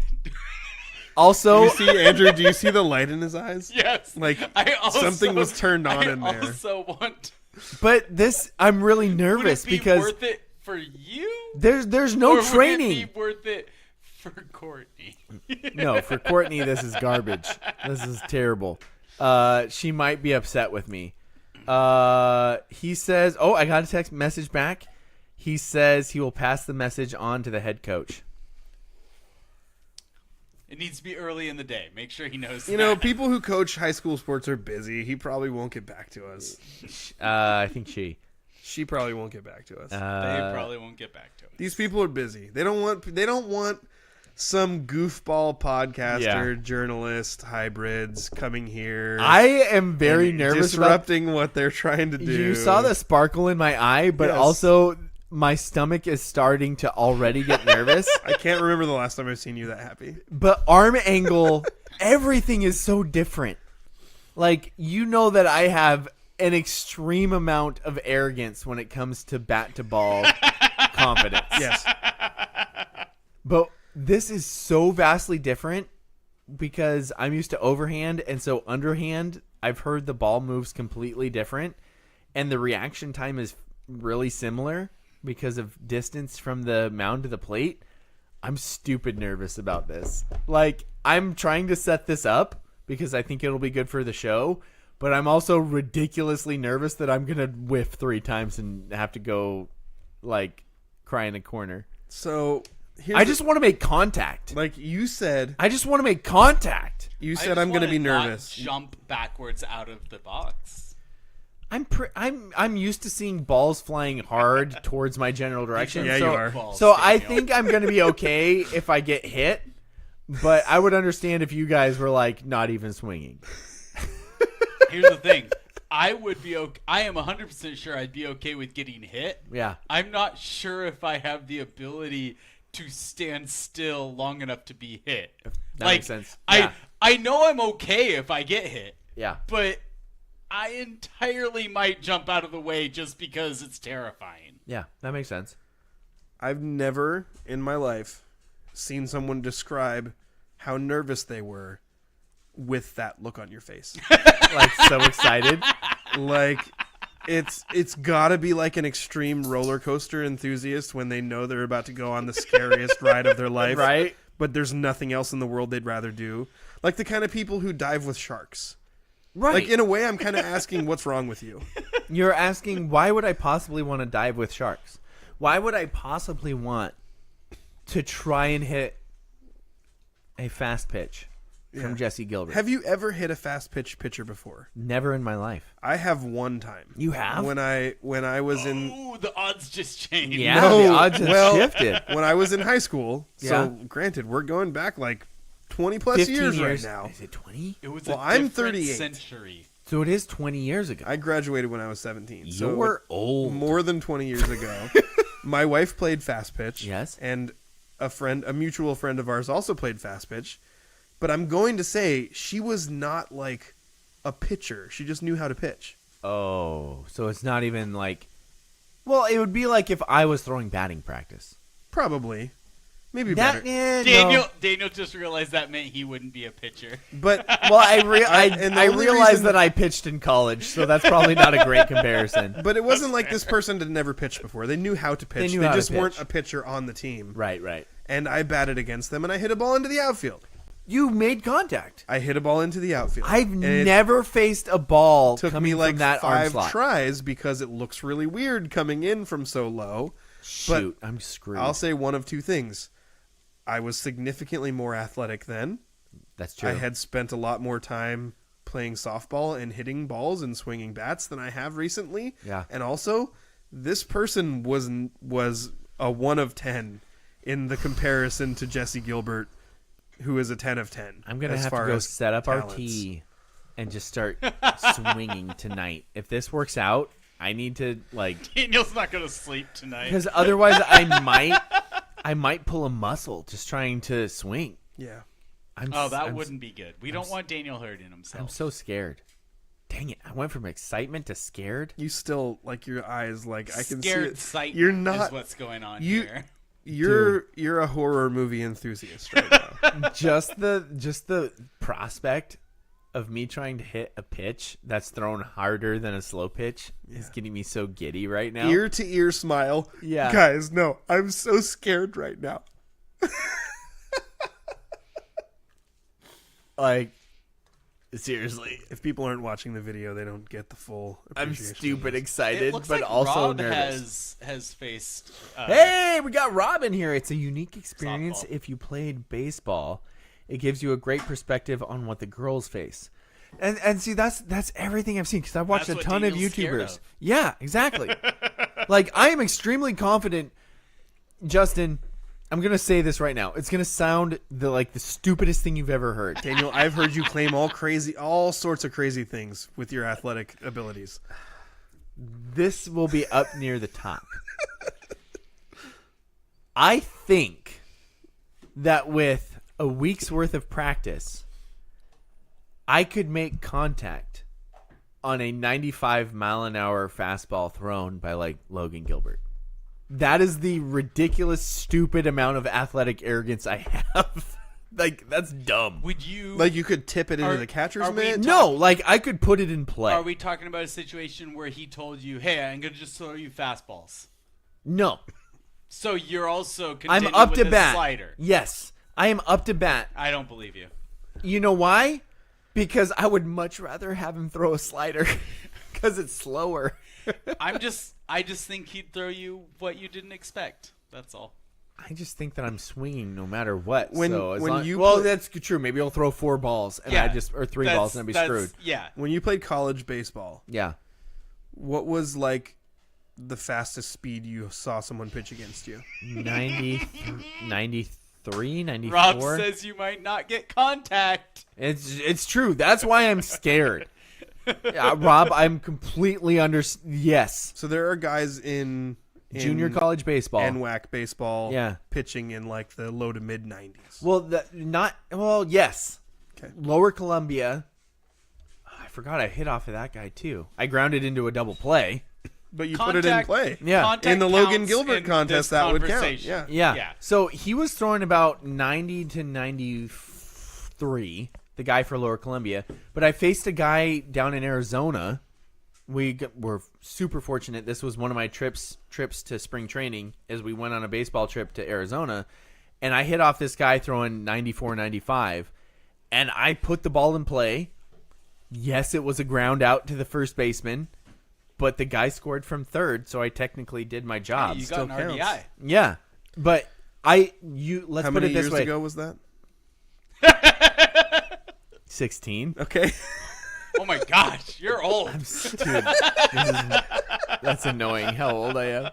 You were really hoping I wasn't going to like ask you to give a specific Okay, number. you know what? Never mind. I don't think I could hit a Logan Gilbert fastball anymore. You just brought up a whole nother point that I forgot about, and that is that I'm old. Yeah, you forgot about time. You forgot about time and the passage of time and how bodies change. I'm really hopeful that we can't go try and hit off of Jessie Gilbert. Text that guy back and tell him Be never like, mind. never mind. Text him new phone who dis. So we got a response. Okay. Rissy said that Jessie would love to, and practice ends at 5 p.m. tomorrow. So here's the problem: that is a problem. Is my wife has a doctor's appointment at 5. So my So it only needs to be possibility before is I could practice? bring the kids with me. Yeah, no problem. So if Courtney goes to the doctor's appointment and I bring the kids with me, so that would mean that one of you guys would have to babysit while I'm up at bat. Because I could handle the kids. So Justin, could you handle the kids while I'm batting? It's not the kids I'm worried about. It's what happens when I'm done watching the kids and it's my turn. yeah, no, I can. Yeah. I can. Your kids are so easy Yeah. by comparison. We can That's handle true. that. You can bring the kids. Hannah might even come out if she gets off early enough. Not working. Oh, she's Hannah not isn't working tomorrow. It's Hannah's So- birthday tomorrow. Happy birthday to Hannah, by the way. I might not be there if she wants to do something else. Justin. Oh, and Cameron just said plenty of babysitters will be there. You'll have your choice. I'm saying what? I have so much catcher's gear. What? I'm gonna bring all of it. You should. What field I'm gonna is bring. I'm gonna bring leg guards to put on the front and back of my He's legs. gonna have a chest guard like draping off of his shoulder. You know, I'm gonna bring a football helmet. You know the Why? most. She's a good pitcher. She's not gonna hit you. That's a free If base. okay, if 1 out of 1,000 pitches would go towards me, it's not a chance I'm willing to take. So I think my biggest thing that now makes me nervous about this is the fact that she said Jessie would love to. Yeah. This isn't good. Why did you do this? Maybe we should try. I mean, if give us- I were her, I'd just put it right in your shoulder. Dude, this is happening, Here's Justin. what we need to do. This No. was a thought up in the just the nether for First so of all- long, but now I'm making it real, and I am vastly. Now I'm starting to actually think that maybe I shouldn't have done this. First of all, this is your fault, 100%. is it? Even though the initial idea was mine. Yes. Second of all, I might be busy. You are not have busy. You some just stuff told me going on. You just told me you weren't busy. Yeah, well, I'm no, the I'm one not, that's busy. Like technically doing anything or have anything on the schedule. No, we're gonna do this, aren't we? Crap, I think this is actually happening. Yeah. It was much more fun when I didn't think it was actually going to happen. Yeah. Justin, we'll pick you up on the way. Okie dokie. Now you even have a ride. This is great. I must say that I have to confirm it with my wife. Yeah. Because she is the one with the appointment. Okay. But I think this is happening. No, it sounds like we can take care of the kids. So Well, I the kids am are not the problem. very interested in meeting Jessie Gilbert. Like I said, Courtney She can is take real. as long as she wants. Is what I'm saying. Yes. She can leave early. It's okay. I have a big knot in the pit of my stomach now of how nervous I am. Yeah. But it's happening. So, I asked for what field is it and where do we go? So it looks like tomorrow, Justin, we are going to try and not poop ourselves as we stand in the batter's box while Jessie Gilbert throws pitches towards us.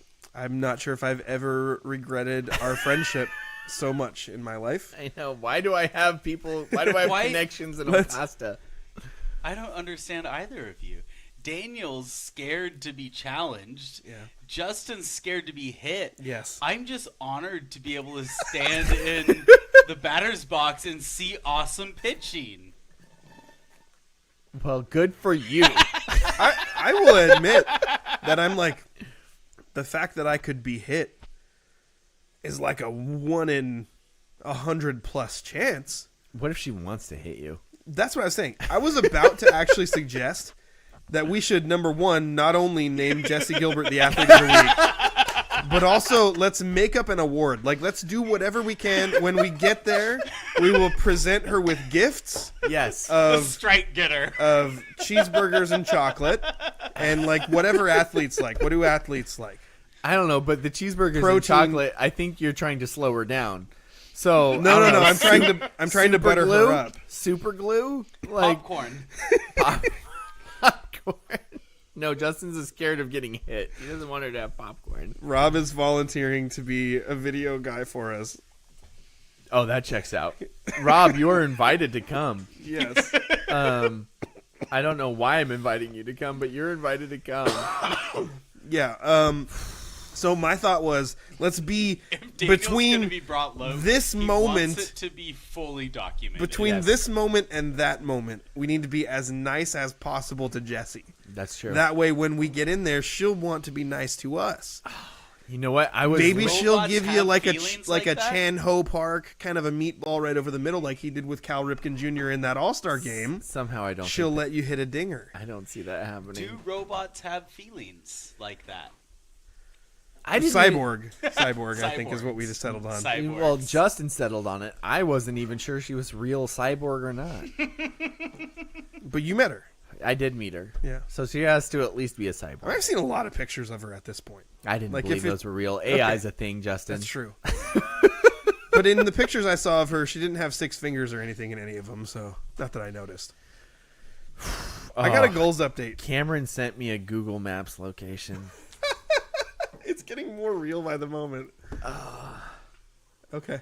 Daniel is literally going to be at the batting cages all night. Yeah, I'm going to break in. Daniel, The funny thing is, do you not have a contact with whoever owns the... I need to try and figure it out. Yeah, I do. Andrew, you and I I, thought you would. you and I love the idea of this because it will be good for the show. Yes, and also Daniel I think loves the I idea would of love, I would love to see pitching like that. Up appreciate This the is- greatness. it's Daniel elite loves the pitching. idea of it because he knows there's a chance. He knows there's a chance he's going to put a good ball in play. Yeah. And no matter how much he tries to convince me about how nervous or upset he is, the you look in his eyes. Like the sparkle hasn't left his eyes from the moment that he knew this was a possibility. Oh my gosh. There's nothing wrong with loving that competition. That is okay. Thank you. Yeah. Are you going to wear that jersey? Well, I thought you said I couldn't take it off. You can't take it off. Like, I'm going to wear this under my work clothes You for the next, better. 3 weeks. We don't even know if they're in the tournament yet. Well, the women's team. We know the boys If team you're is working in. from home, you could probably wear it over your work clothes. You're right. Correct. Good call. Which might be I need better to for take the some deep jersey. breaths. You Yeah. might want to try to keep some under clothes on. That's a good call.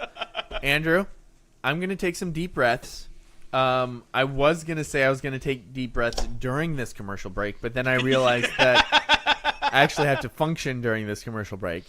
But I'm going to try and do a commercial, and then we're going to come back and name our athlete of the week. Most likely it'll be Jessie Gilbert, just because we want her to go easier on us. Not just I because. nominated Jalen. Oh, you're right. We have to get to that, too. We've got so much good stuff coming up after the break. Stay tuned. But now a time for a word for our sponsors. Spivey Realty Group's goal is to make buying, selling, investing, and renting real estate in Grace Harbor simple. They believe in 100% transparency and unparalleled communication with local expertise, tech-enhanced, and top-notch service for their friends, neighbors, and community. Their goal is simple. Get a group of strong-willed, hardworking people together who want to make a difference in Grace Harbor and to use real estate as the means of achieving that. Voted Grace Harbor's best real estate company. Find them on Facebook or visit graceharborrealestate.com. Spivey Realty Group, elevating small town real estate. Thank you again so much to our sponsors, Spivey Realty Group and the law office of Jeffrey A. Domashevitz. Thank you so much for making everything that we do possible, except for the fact that everything we do might include getting struck out by Jessie Gilbert coming up tomorrow. I'm terrified. Andrew, do you think we should live it or just video it and post it later? I don't want to commit Both? to Depends. live. Is Rob going to be there? That's a good question. Maybe we could live it and Where video is it. this? It is are we sure Harriet Dorland Municipal Park. I will forward you guys the I'm just location. not sure that if we do it live, I don't think I'll be able to do it. If Rob could do it or something, but otherwise it'll be recorded and posted later. Okay, so practice ends at 5. So it'll either be both live recorded and videoed for later purposes, or it will be recorded and posted probably within the week. Especially if it's embarrassing for Daniel. Oh, gosh. I do tend to have... Yes, that is absolutely true. So it is time for our... Okay. It's time for our Spivey Athlete of the Week, Justin. We have some good nominations. I got a goals update first. Ooh, you're right. I goals skipped the update? goals update. You're right. We Go got for really it. distracted by our Jessie Gilbert news. Yes, we So we rabbit trailed hard. the Goals GO5 ladies were on the road in Issaquah facing Liverpool IFC. They lost 1-0. It's their second straight loss, and they've dropped their 3 of their last 4 losses with scores of 1-2, 1-2, and 1-0. The win was 8-0. So overall, they're still doing really well in goals for and against, but their record is not great. The offense has been struggling to find consistency and find the back of the net as they continue to battle with the schedule of track and softball. They got a lot of multi-sport athletes on this team. That makes sense. And I love that, by the way. Yeah, the B14 and B15 teams also lost their games this week, and it's been a bit rough for those boys as they're in a developmental league, and they were placed in the wrong division, but they are fighters with winning attitudes and give their all every game. If anything, those games do make them better, and they're playing at a high level. The B13 team had a good day. They won 4-2 against TC United. Another big win for them. They started off in the league 0-2 and have now won 2 straight, including knocking off the top team last week. Goals coming from Levi and Ansel, but it was Levi that led the way with the hat trick. Assists from Alexander, who had 2, and then John and Ansel each had 1. Coach Daniel awarded the man of the match to both Alexander and Levi for their play and their influence they spread to the players on the pitch. Coach Daniel also went on to say the game could have been 6-4 had it not been for both goalies and their play. It was awesome to watch. This week they will be working on their shape a little bit, but they were pressing exactly how they wanted. The B13 are back in action today as they take on the NPSA B13 Bellevue. They love to send those teams home with a loss. They love to send the Bellevue teams home with a loss. It's an exciting team, and they have no doubt they are willing to continue and climb the standings. The G07 team's game was rescheduled for April 14th. I got a little bit more here. Next week, Saturday, the B13, B15, and G07 will all be on the road. Stewart Field will play host as the G05 welcome their rivals, Emerald City FC, for a 1 p.m. kickoff. Let's go. Wish that wasn't during March Madness. These teams do not like each other, and this would be another great matchup between the two. They have faced off 3 times previously, with the Gulls winning 2-1 and ECFC winning 2-1, and then there being a 1-1 draw. So they're very even teams, looks like rivals, and when you see they don't like each other, that's extra fuel for the rivalry. The ladies, who are undefeated at home, look to keep it that way. Following that match, the exciting B10 will be in action, featuring Liam Meyer, Jordan Kane, Carlos the Cruz, Missile Lopez, Let's go, and more. These boys always leave it out there. They will take on Granite Falls Youth Soccer Club. Then Sunday the 24th, Red Hot B13 will host Eagle Claw FC at the Rack. That's in Olympia, right? The Rack. Yes. The B14 team will be playing at Starfire versus Dragons FC, and to close out, the GO5 will host Seattle Celtic at Stewart Field with a kickoff at 1 p.m. Oh, they got a couple of home games coming up here. a couple of back-to-back weekend games coming up for some of the teams.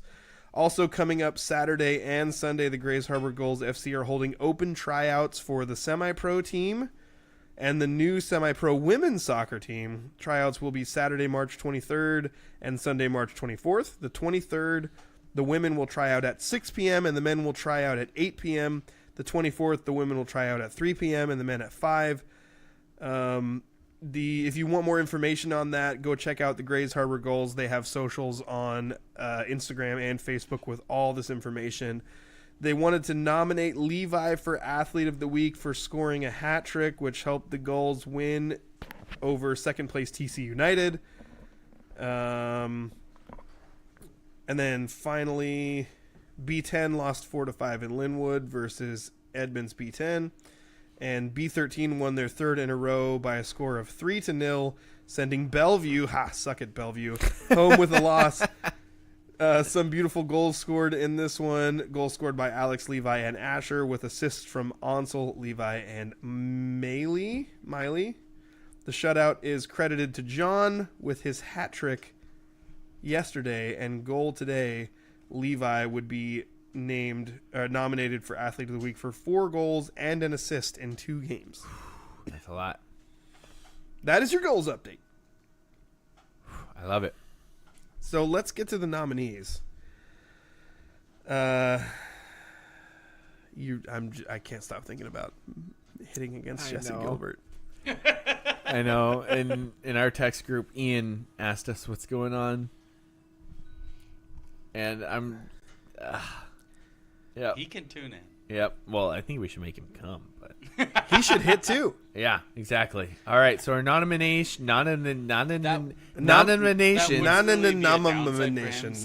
Andrew, oh, so close. Sorry, random. So Chris Tobar is a nomination for Montesano Soccer. Yep. He had a hat trick in a win over Eatonville. Great week for Chris Tobar. Hunter Isley, Daniel, don't freak also out when I say this. Also a great week. 4 perfect innings, striking out every batter he faced. He also hit really well in that game for Aberdeen crazy. baseball. Just nuts. I threw in Gabe Bodwell for Monty Track. Gabe Godwell? He won Jav on Saturday, but on Thursday he won Jav, high jump, and disc. Why not? Meet. Annika Hollingsworth for Aberdeen softball, not only for coming in and throwing 3 clean frames to finish out Aberdeen's win over Elma, but also 2 home runs in that game. Jane Roloff for Hoquiam track for just breaking all the records. Like, she didn't even wait. Like Jane, obviously this is her senior season of track, so she was going to achieve her highest in this season. But you thought she might build up to it. I thought she might build up to it, and she was like, nah, first time I'm out there, I'm just going to do all this stuff. Obliterated it. Broke school record, meet record, beat her competition by over a minute, and set a huge personal PR. Yeah. It's so just, Jane Roloff. It's dumb. For Hoquiam track as well. Jessie Gilbert. Also dumb. Like, what? For Acosta softball. A 5-inning no-hitter with 1 walk and striking out everyone. Like, every batter who wasn't the one person who walked. Struck out. Yeah. So she faced 16 batteries. She struck out 15, walked 1. Yeah. You know what? Maybe my strategy should just be not swing.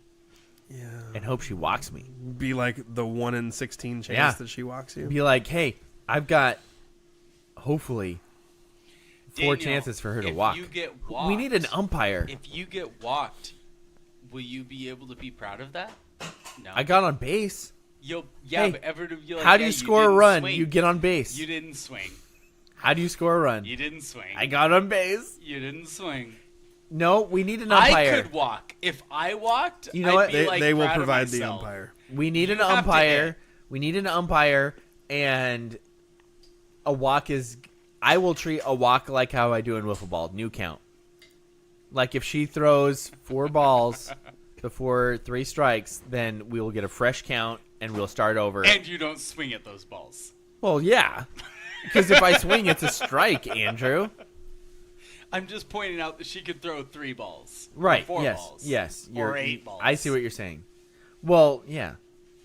And then also, Jalen Sackrider, Evergreen College record holder for the discus. I thought you were going to tell us a basketball stat when you told us about this, Andrew. But Jalen Sackrider was like, yeah, I'll throw the discus today and set a college record. What? What happened? No, tell us. What happened? I don't know. Okay. I've been looking for like an article or anything about it, but there's nothing. All I know is that from her mouth, she set the school record. And she was a little bit embarrassed that was the school record. Good to know. But we got to mention her, too. She's such a stud. We love Jalen Sackrider. We loved her when she was a basketball player for Elma. We love her as a basketball player for Evergreen. And now she's doing track things and setting school records for Evergreen. So that's awesome. Justin. Yeah. This comes down to 2 people for me. I got 3. You got 3? I guess, yeah, I could throw a third one into here. For me, it's Hunter Isley, Yeah. Jane Roloff, Yeah. Jessie Gilbert. Yeah. Yep. Those, yeah. I don't know what we're going to do. I have no clue what we're going to do, honestly. I think it's Jane. I would love for it to be Jane. I don't know. So the thing given with the all fact that we don't know what the deal was with Hunter and why he didn't get to finish or at least throw another inning. or throw another inning, we don't know what happened there. Yeah. But like, you literally can't do better than striking out every batter you face over 4 innings. Yes. But he didn't get to finish the game. Yeah. And Jessie pitched 1 more inning and struck out all of the batters except for one which she walked. But she finished the game. And also hit a double. So that's but didn't Hunter, Hunter had also something. have hits? Hang on. Hunter had something. He also had offensive production. Or was that in a different game? He definitely had it because in one of the games he went 3 for. In a later game he went 3 for 3 and hit 2 triples. Right. So maybe he didn't have offensive production in that one game. Yeah. At least not that I made a note of. So him and Jessie are right there. But you understand what Jane just did? It's ridiculous. The numbers she just broke a school record by 20 seconds. She beat the field by a minute plus. She beat herself, which is probably the biggest accomplishment out of all of it. I think to me, like Jane Roloff beats Jane Roloff. I just don't like obviously all of those things are super cool. Yeah. I don't think those other things were a school record. Well, I mean, you're right, but that's just because Jessie already owns the school record. Which I guess makes sense. So Jessie Gilbert didn't beat herself. That's true. Jane Roloff beat herself. What? And this week, it's the athlete of the week, not athlete of who has the better school record or personal record. I guess we are splitting hairs here, but I am with you. I mean, shocker. I'm the Hoquiam guy. I said Jane first. I'm just saying, like, we can set the prejudices aside here. We have to at least mention the other 2 performances. Yeah. On our socials, though, Okay. right? Yeah. Like, we got to. As long as I don't get murdered by a softball tomorrow, I will make sure we get a graphic up with our. You better get it up honorable mentions. before tomorrow, because we're going to Acosta. Pitcher? It's not like you're Andrew, going up. yes. She Andrew, walked a yes. person. She walked a person. She walked a person. Literally, Andrew, her only weakness might possibly be, and I'm saying possibly, is that she doesn't have a perfect game because she has either hit or walked people. So if she has a weakness, it is accuracy. But it is the type of accuracy as Randy Johnson, where it's like It's great, but it's not as great as the greatness of their greatness. yes, like basically, hitters are like, yeah, he has a weakness, but also that weakness just makes his strength better because not only are we scared of striking out, we're scared of getting our heads taken off. Not only are we scared of striking out, we're scared of walking. Yes. So, yeah. Jane Roloff, which is, I'm nervous, but because of also the implications. She is our Spivey Realty Athlete of the Week. Congratulations. Congratulations to Jane. After our interview with Jane, she then comes back and wins Athlete of the Week from Spivey Realty Group, and also makes me significantly more nervous that Jessie's like, no, I'll just bean you with the first pitch, and then we can do the rest of it. Well, if she beans you with the first pitch, then the at-bat's over. So then you're done. No, because Daniel was saying that No. he saw a base on ball, I guess that isn't a base on balls. I would Daniel count it the said same. he saw a I would base, count it the same. a free base as a reset. Yes, free base is a reset. That's might hurt. It might hurt. It's your fault. You started it. How much do you think we need to pay Jessie to peg Daniel? Probably not much. I will bring $100. Cash. Does this count as NIL money? She's not going to get in trouble, is she? I think we're good. I think it's completely under the table. So Jane is our Spivey Realty Athlete of the Week. Congratulations, Jane, for your ridiculous performance. That is just ridiculous. And it doesn't make sense. Those numbers don't make sense. But congratulations on making it somehow make sense. To Jessie and Hunter, your performances are also ridiculous. But it just happened to happen on the same week as this ridiculous performance. Spring sports are great. Yes. I love it. Justin, do you have time to tell your quick story time? I'm going to save it. Okay. Mine's really quick. Yeah. So, you know how the kids slang for like what you're wearing and how cool it is your fit? Yeah. Well, it's short for outfit. You just told the whole story. Oh, I'm sorry. I had no Was clue. that a really? I had no clue. I had So no when you clue do a where fit, it comes. you do a fit check. I thought it was like how fit you are, you know, like in shape. Oh. I had no clue where it came from. That was the only thing I could think of. My wife the other day was wearing an outfit, and she said something like "outfit by this," but I missed the first part of what she said, and I was like, "What did you say?" And because I thought she was using the slang, my fit by this, and I was like, she usually doesn't use slang terms. She said, I said outfit by this, and my head exploded. This is like, that's where fit comes from. And she was like, yeah. Is it like when you learned where Riz comes from? Yep. Except for worse, because Riz is at least just how the term charisma is pronounced, but outfit is literally in there. Like, everything. Yeah. I'm old. And I'm going to go try and hit a fast pitch from a young person. This is not going to go well. Robot.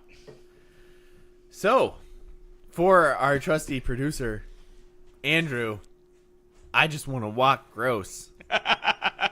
And my co-host, Daniel, wearing a Kira Gardner jersey until the Cougs lose, Hargrove. Darn straight. And my co-host, Justin, I'm wearing full body armor for my at-bat against Jessie Gilbert tomorrow. I'm going to look like a medieval knight. Want to see it. You've been listening to The Scrimmage. I'm terrified.